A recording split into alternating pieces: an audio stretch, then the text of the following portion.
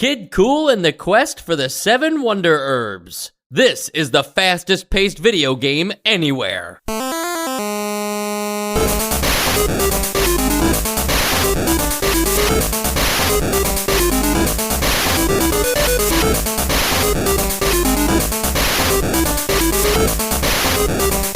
And welcome to Nostalgia, a chronological exploration of every NES game released in North America. I'm Mike. I'm Sean. And I'm Joe. There's no way it said that. What is going on with these claims lately? Jack Nicklaus is the most detailed game ever, and now this is the fastest paced? Yeah, come on. That's wild. That's just like a slap in the face to the players to say that. The only reason I can think of the fastest paced is because it is timing you. Like, the game cares. It has a clock that it's constantly showing you, telling you that you better get a move on. You know, I think I have a thought about the fastest paced thing, but maybe I'll put a pin in that until like we've talked about the game a little more, because I feel like I'll be coming out of the gate with like some late game opinions on this game. I could start this episode by talking about how Kid Kool on the box doesn't look anything like Kid Kool in the game, but that ground's been covered before. I could start this episode talking about Vic Takai making this game and how Vic's a friend of the show, but that's been done before. I could talk about how this game kind of looks like Chubby Cherub, but it's now been 4 years since that game came out, so it should look better. But we've talked about that stuff before. Instead, I want to talk about something else that we've always talked about before, and that is the Super Mario Brothers dilemma of, like, a great game like that comes out and you get a bunch of imitations. And we've talked about Super Mario Brothers clones on this podcast. We've played a few of them, but this is the first game I've seen where, you know, Kid Kool is a platformer. The main character is on a quest to obtain 7 herbs needed to help cure the king from an illness. But other than that, it's pretty much just Super Mario Brothers, where you're going level to level, scrolling left to right, getting, beating enemies and getting to the goal. This is the first game I've seen have that Mario dilemma of trying to copy what worked in Super Mario Brothers and taking all the wrong lessons from Mario. The first one being that it seems to be trying to copy Super Mario Brothers 2, which is like probably the weirdest one to try and shamelessly rip off, you know? The one that's not even really a Mario game, albeit we like it. It's on the Essential Games list. Yeah. It's just, it's a weird baseline. It's a weird baseline to start off with. Well, it's trying to copy, Mario in so many ways. But the wrong lessons are, in my opinion, and we can break down each one. Most importantly, the momentum-based jump. Everybody talks about how it's great that Mario has a little weight to him and slides a little bit, and as you're going faster, you jump further. The momentum stuff that they applied here, Vic, I mean, were you even playing the same game as us before this? Because your momentum is all over the place. The weight of this character, he goes from like sloth to jackrabbit in a weird ratio. You know, we were talking about the power meter in Jack Nicklaus going weirdly from like 0, 5%, 30%, 50%, 125%. It just jumps so fast.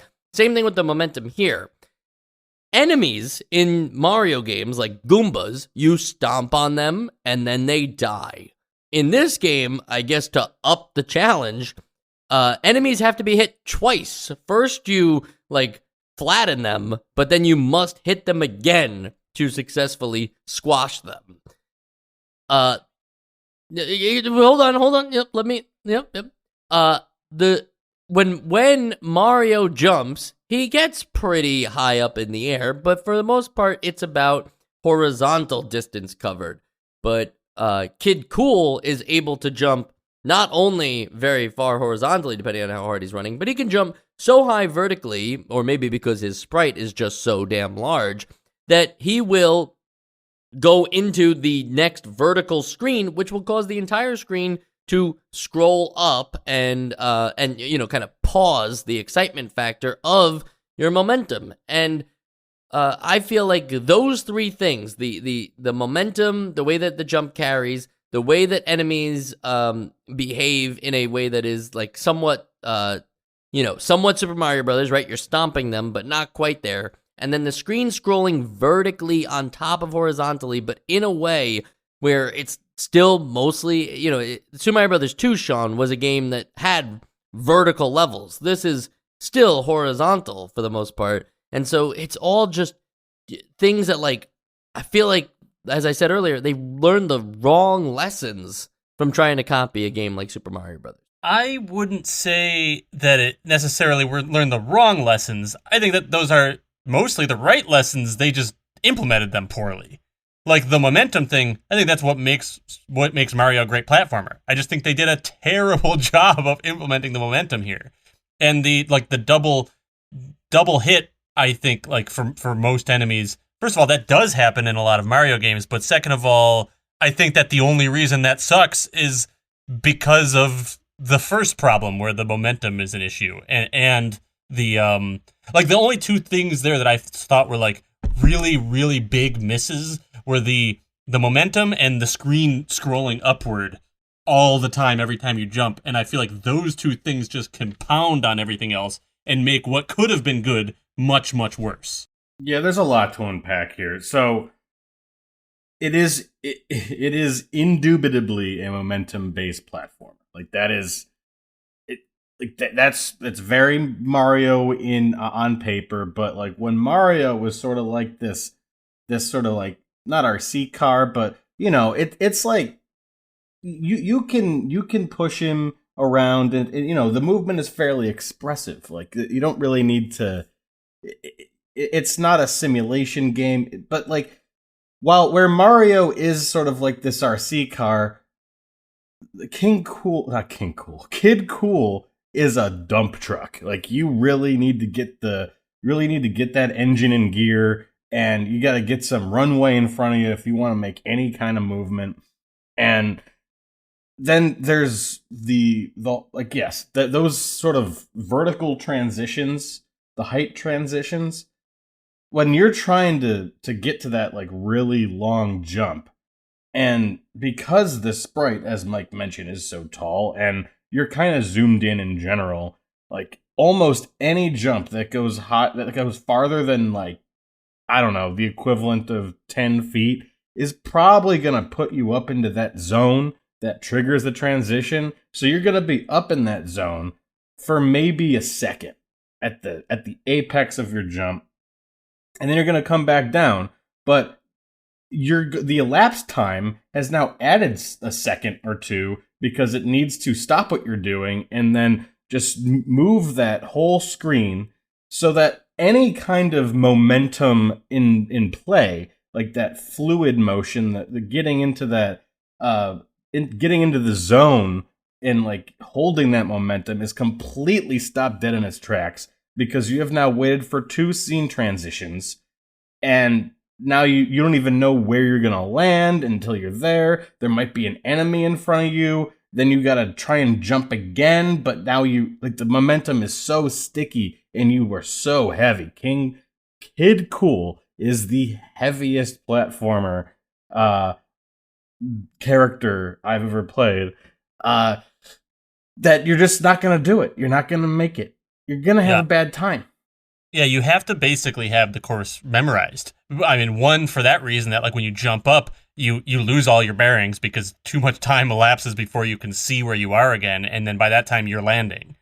But then also, so much of the game, so many times does it require you, because of that slowness, you can't just jump forward. If an enemy is in front of you and you're still, you can't jump forward onto it. You need a running start to jump forward at all, like period.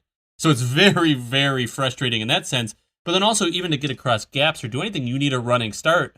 And then you jump, and then once you're in the air, you see what's coming next. Sometimes you don't even see where you're going to be able to land until you just take a leap of faith. And then once you're in the air, you cannot adjust that speed you're going, and you might just die. So like, yeah.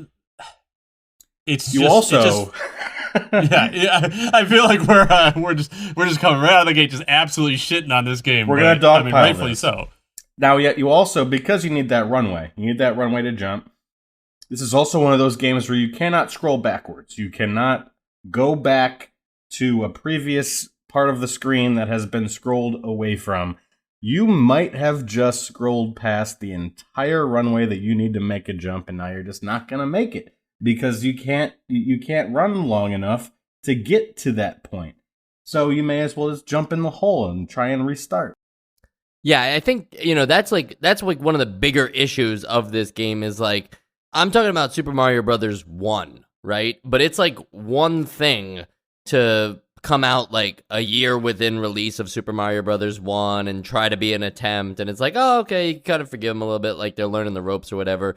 But we're at a timeline where not only has Super Mario Brothers 3 been out, in America, but it's been out in Japan for a long time, and we're getting a game like this that, keep in mind, with Super Mario Brothers 3, right? Like, that even took momentum-based physics in Mario games further with the idea of the P mechanic and being able to, like, build up momentum even further so that you could fly, right? Like, and as to really pull that off, they had to make it just where you can scroll backwards. In this game, because you can't scroll backwards, not only is it bad for the game that they made here, but it makes it immediately feel so much more outdated, knowing that it came out after Super Mario Brothers 3. It's almost like not forgivable anymore that you can't backtrack be in a game like this that requires you to gain some speed. I'm sure you guys have some thoughts on other things, but I wanted to just like slow down on the insults for a second and compliment them on something. Okay, what do you want to say, Mike? I wanted to comment then on one thing, because I was coming up with a list of all the things that they were doing wrong for a platformer in the Super Mario Brothers realm of things. Because again, you could be a platformer in the Mega Man realm of things. Some people might think those are action games. I think they still are more platformer than they are action. You could be that kind of game, but this is clearly more in the Mario side of things. And I think the one thing that they did that I was kind of like, I don't want to see this in a Mario game, but I'm welcoming its presence here, is if you do have enough momentum going into a run and then approach some water, you are able to skip on the water because you are going so fast. And that's a nice touch to something that, like, surprised me the first time it happened. Like, it's like, I would have thought that would have just been a death. Like, that's kind of cool that the game thought about this. Like, it's funny when a game is that bad that you're starting to get surprised by good decisions, but that is clearly a good decision. Absolutely. And I'll say this, like, there are moments in this game where you have just sort of parkoured your way and done something that you would deem impressive. And getting fast enough to make those skips and to, like, even then, like, skip off the water onto a platform for a split second and then turn that into a big jump where you reach a high platform, and, like, that feels empowering. And that's what these movement-based games are sort of designed to do, make you feel very empowered and, like, challenge you along the way. Now, what this game also does is once you do feel empowered, once you do hit that jump, it'll then just, like, throw an enemy right, because it's calculated. And, like, they marketed this game and put it in the manual like that. This was the design of the game. It was supposed to be the movement is the star. They know you're gonna land there if you've really knocked it out of the park with your movement. And then they just put, like, this little thing right in the exact moment, right in the exact point where you're gonna land. Just this stupid little Goomba stand-in that is gonna just kill you on the spot or take away your dude. And it's often, yeah, go ahead. It's often an invisible block. Oh yeah, the invisible blocks too. That's the worst. Where it's like, it's less designed to challenge and less designed to reward and more designed to frustrate. Like, they're trying to say, like, like, you thought you were doing something cool there. We had other plans. Yeah, but I will see your compliment, Mike, and I will raise you this compliment. I actually think that most of the level design and the ideas in this game are food for a very good, very interesting, creative platformer. Like, almost everything it does, I'm like, wow, that's really cool. If I can, I'm thinking that's really cool if I can find that thought under my frustration. I think that all 90% of what I think frustrates me about this game is all the mechanics of your player, how he moves, and like, yes, there are like little things where it's like, why did they place things like this? But I think there are really cool little mechanics. Like there's one whole world of this game where it's all, like everything is these like spring-loaded platforms, and then there's this other one where there are these collapsing platforms, and there are, you know, the water skipping. You get this little backpack creature that you can throw at things. There's all these really cool things, and like it just adds to the frustration because I see what fun of a game this could be, and like I want to have fun with all this stuff. So I don't know if that was really a compliment or a backhanded compliment, but like I think that like somewhere there was some really good design for this game, and it was just ruined by this other element of the game design. I think, you know, the idea of the game can help and hurt itself is even in the design in like subtle ways, such as the items that you can just mysteriously pull out as you're running across the screen. That is how sometimes items just appear. I don't know if it's based on if you you're going run too fast through the grass, something will pop up. But it's not a guarantee what that thing will be, and it's not a guarantee that it will be good. Like, what the heck is that about? That like you can literally get things that like make you lose a life inside the. And it's like, I know Super Mario Brothers 2 in Japan had the poison mushroom, but nobody liked that idea, and they basically abandoned it for so many years before they ever reintroduced that thing. So again, like, what's, you know, like what could have been a cool thing of just like, yeah, you know, like you want to keep building up speed to collect these items is like, well, but not too much speed because then you might get the wrong item and then, you know, and then you're in trouble again. It's like, is there any moment, even, you know, another weird item while we're on the subject of items, there's a doll that pops out that if you collect, like the doll freezes up the screen, sucks in all the enemies and kills them off screen. And I guess that's a great thing, but like, what's up with that doll? Like, that's kind of strange. Is that like a voodoo doll? Is like, are you doing that's what I something got to the enemies? from the manual? But yeah, it does seem oddly creepypasta adjacent. Yeah.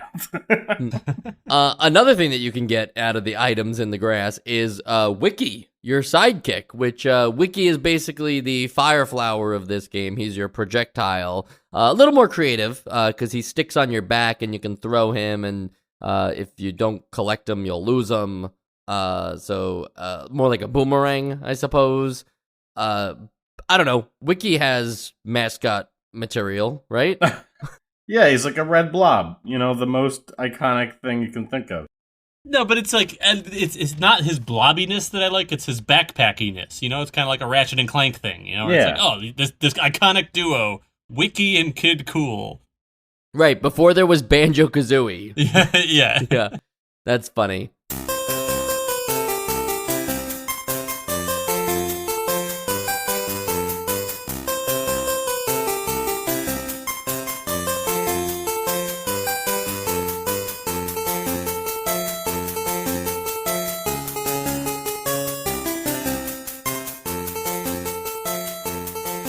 Okay, so we've talked a lot about things that we don't like in this game, and then we tried to give some praise, and, you know, jury's out if that was praise or not.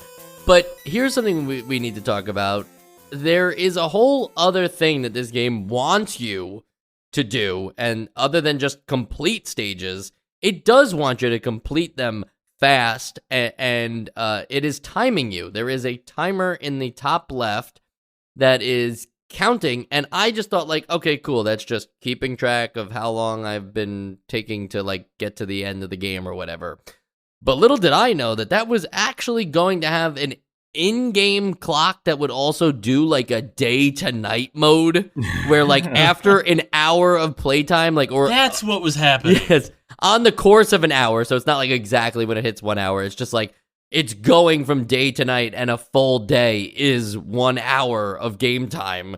And the game actually, like, other than just simulating, like, you know, what something like Pokemon Gold would wind up doing, you know, it's like, other than doing something like that, it's also keeping track of time because you will have, and we will touch on these later, multiple endings depending on how long it took you to complete the game. So this is a game that it's not like, okay, a game I was thinking of is Metroid, right? Metroid, I mean, if you beat it fast enough, you can see Samus without any of her armor on, right? And they're like, whoa, Samus is a girl, right? Cool reveal and everything like that. And then it's like, whoa, she was wearing a bathing suit?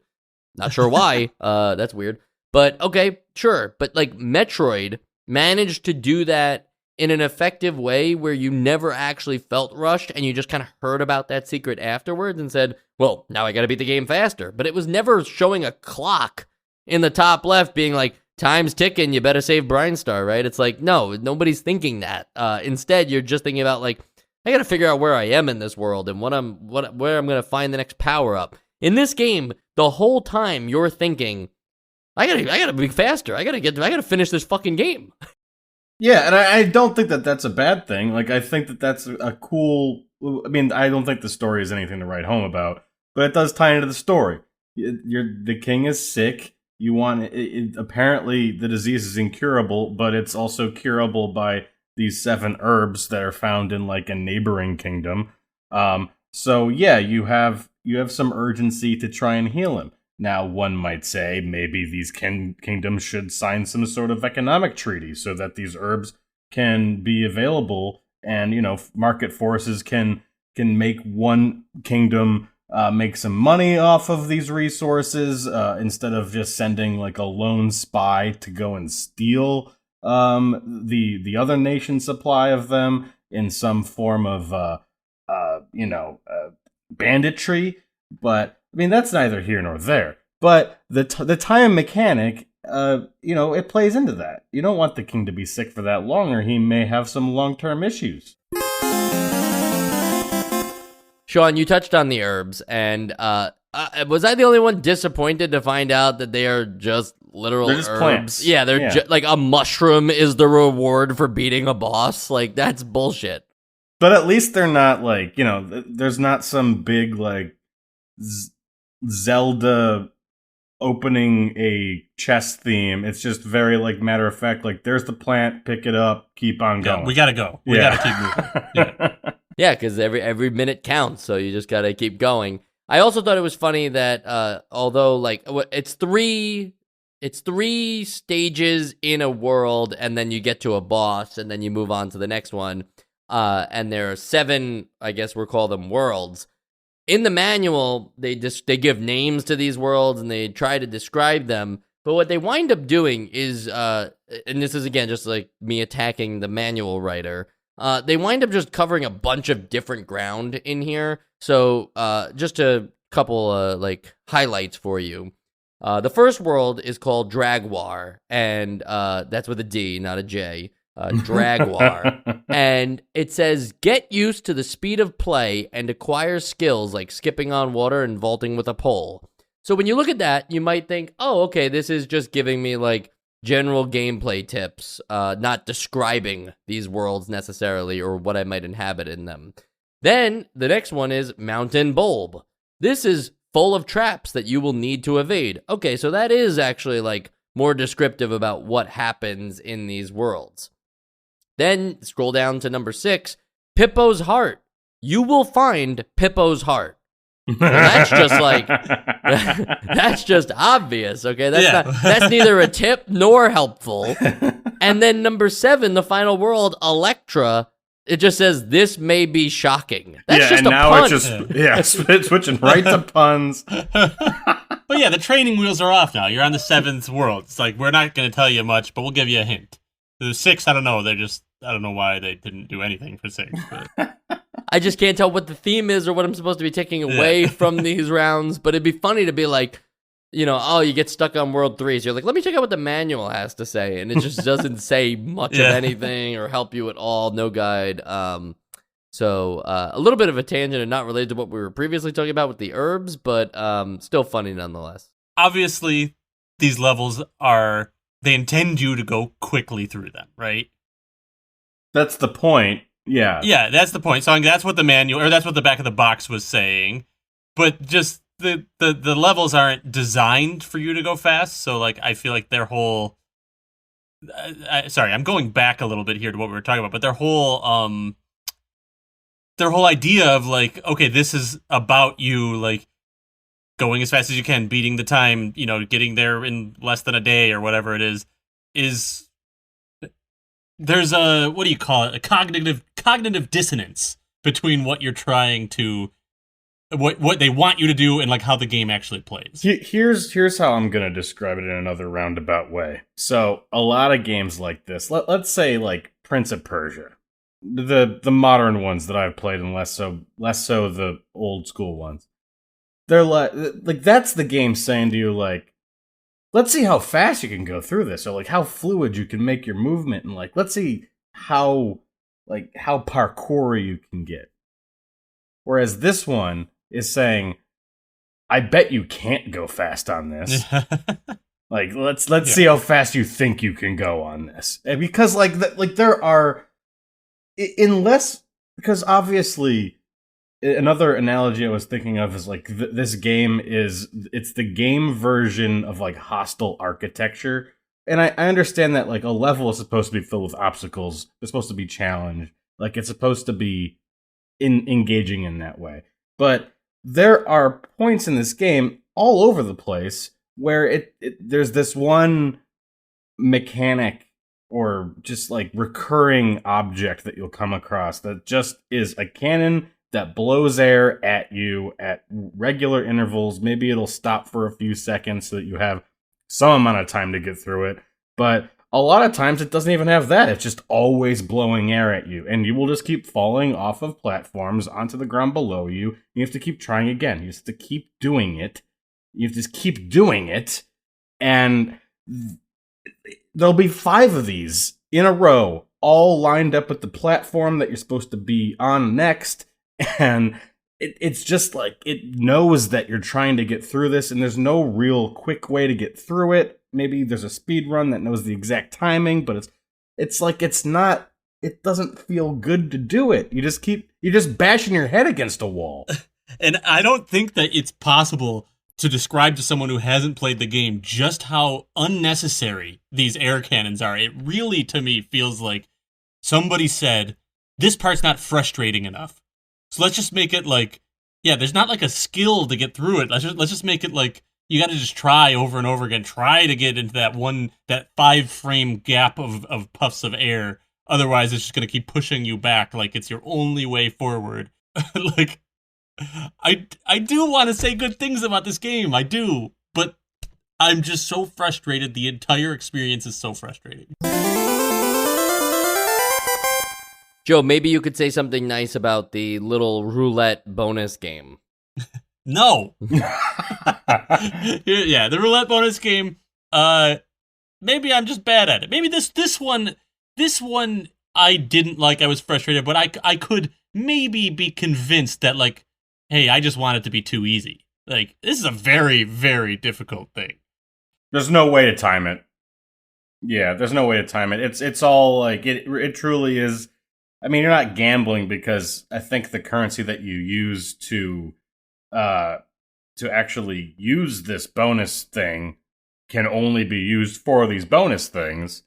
But there's no way to time it. It's too fast. Yeah, but those hidden blocks I was talking about earlier, that just as soon as you think you're about to jump on an enemy that's easy there, they put a hidden block that like knocks you back down, like Mario Maker style. Apparently, if Mario fans didn't make that up. It came from this game. But like those blocks are what give you the bonus like round, like the tickets to spin the wheel again or whatever it is. So like even getting attempts at this bonus round probably killed you. So it's like is it even zero good? sum? Yeah. Yeah. As I mentioned, there are multiple endings to the game, and they're based on how long it takes you to complete the game. If you can believe it, I think that they have things that like all the way up to like if it took you 3 hours to beat the game, which I mean, you know, I'm watching a long play where it took them technically 48 minutes, but the game only counts when you're in the levels, so I think they completed it something like 12 minutes, but those are usually computer optimized and everything. However, you know, 3 stages, 7 worlds, if you're gonna get it to the end, it's probably not going to take you 3 hours. Like, if you're good enough to get to the end, it's not going to take you 3 hours, I guess is what I'm trying to say here. But it's nice to have a variety of endings, so how much really changes? Well, they just kind of keep, like, they give you things or they take it away. I guess I should say is like the best ending gives you everything, and then they just kind of like each one. The longer it took you, they're like, well, you're not getting this. Okay, well, you're not getting this. So if it takes you more than 3 hours, when you get to the castle, the king will be dead. He will be in a coffin, which is funny because his coffin is just laying right where his bed was. There's no you're not like at a funeral or at a graveyard. You're just where his bed was, and they just replaced it with a coffin. And you know that the assistant or court jester dude is sad because he says, "I'm so very sad," before Kid Kool walks in. So he's only saying it either to himself or to the audience because Kid Kool is not aware that the assistant is sad. Then, if it takes you like something, I guess like less than 3 hours, but more than 2, etc. He's now wheelchair bound, but alive. No. You get a bag of money. It's like, well, that's not money I can use in real life, and it's not money I could use in the game for like a new game plus, so that's worthless to me. I collected all of these herbs for money? That's not what he's alive.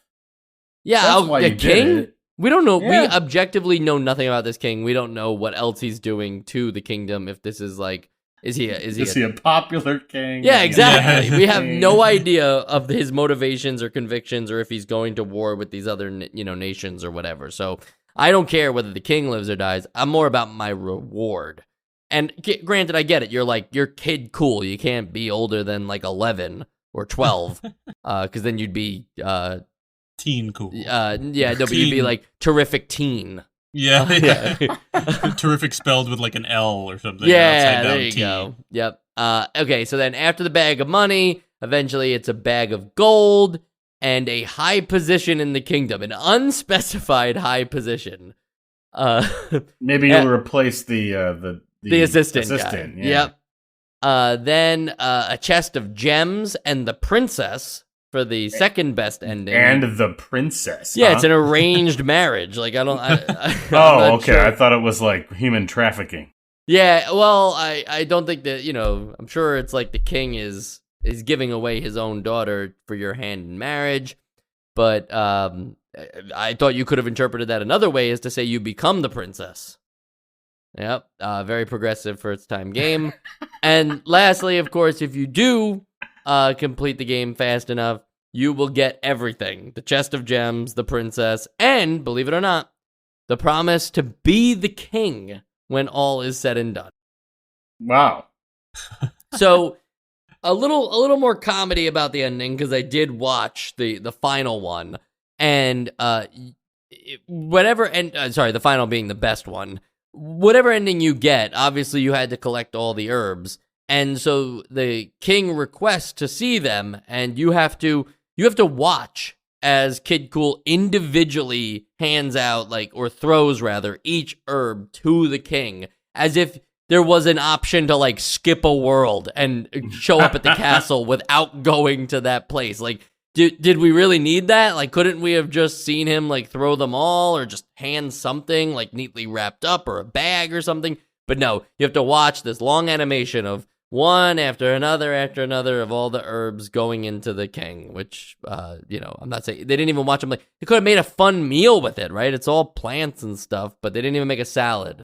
Here's the missed opportunity that I have with this whole king story.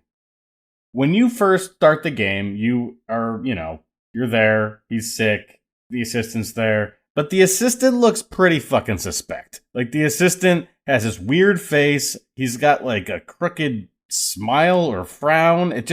He's not a good looking guy, but ugly in old video game terminology usually means, evil.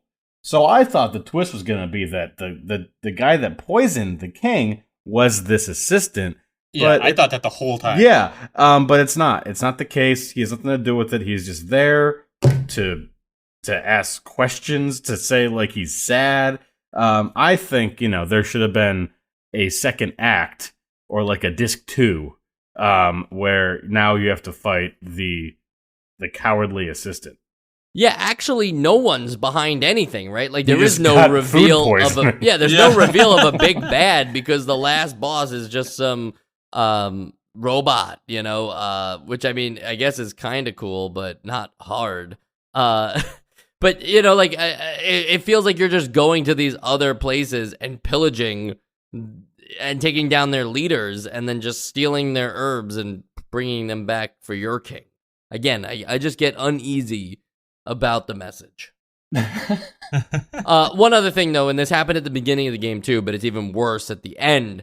The messages, they couldn't figure out. Victica, I guess, couldn't figure out a way to like get them to disappear after people talk. Vic. So they just keep stacking Oh, up yeah. on top of each other, the boxes, to the point where at the end of the game, there's like, I think it's like 5 text boxes stacked on top of each other, but the text is still there too. So it's not even just the boxes. It's Well, that's to symbolize them talking over each other. funny because they had a clock, so the king could have even been like, that only took you 27 minutes and 12 seconds. Like it could have been really precise, but they chose to ignore that. On the sequels and spin-off side, this is more spin-off than it is sequel, but Victica also made 2 games, one called Decap Attack and another one called Psycho Fox, both Sega games, and allegedly they're like loosely related because they have like similar gameplay mechanics. So if you're looking for 2 other games to never play, call them Decap Attack and Psycho Fox, because if they're anything like this, they're probably not worth playing. Psycho Fox was a Master System game. Decap Attack was a Genesis game. And so, in a weird way, we kind of have like the chronological order of Psycho Fox, Kid Kool, Decap Attack. But again, not like there. I don't believe there to be a continuous story. It's just that they're like updated versions of the same game because they have the same mechanics. Boo. Yeah, we hate that. But you know what we love? What's that? The Essential Games list. Aw. In the time that you could learn how to properly control Kid Kool and do some cool, momentum physics jumping based stuff in this game where it doesn't become a pain in the ass and you're feel completely in control and know not to like stop so that you don't have enough room to carry the momentum of your character enough to clear these jumps. In the time that it would take you to learn all that, you probably could have played Super Mario Bros. 1, 2, and 3. So why the heck didn't you just do that? This game is not essential. Sean? Yeah, you've heard me talk. I'd say this is probably one of my least favorite games we play for the podcast. Games that are just clearly broken, notwithstanding. It was just not fun in any way. So I'm gonna say it's not essential. Joe? Yeah, so obviously I didn't like this game. It wasn't good. But I think I'm even more frustrated by, like, I just want to stress that I think that there's, like, a really good game here underneath some really bad decisions. Like, it just seems like it's designed, the levels seem designed really well for a different character that moves differently. Minus a couple of things we talked about, like those cannons that just shoot air at you, like, that feel like an afterthought, like, just to make it artificially more difficult. But, like, there's a lot of charm to the mechanics that, like, could be seen if you dig beneath the terrible movement and, like, the weird screen scrolling. So, like, I think that, like, a lot of this, naturally, we were talking about, like, what you could do to make it so you can go as fast as they want you to. Like, you need to be able to see things ahead of time. You need to be able to see the screen. They would need to reposition enemies so they're not just, like, out to kill you because you did it, because you did what they wanted you to do, which is move fast. But I think that, like, the better way to fix this game would be to take away the need to go fast. Like, I could see it going both ways. I think this could be fun if you could go fast, but I feel like this game is just largely designed to just be a regular Mario-style platformer that has enough unique charm to feel different than Mario, but those two elements of like their level design and the goal of the game with the way that the character moves don't work together and really ruin like what I think could have been a really fun experience. And instead, like, I'm with you, Sean. This is like one of the least fun games I've played on the NES. So not essential. Okay, so that's 3 votes for no, and it will not be on the essential games list. Not sure if there was a surprise there, but I have perused some forums that some people will defend this game, that it's not one of the worst. So They're you know wrong. who you are. Yeah, you know who you are. Next week, we will be playing Magic Johnson's Fast Break. Guys, are we sure that's how you say his last name? I thought it was Johansson. Magic Johansson.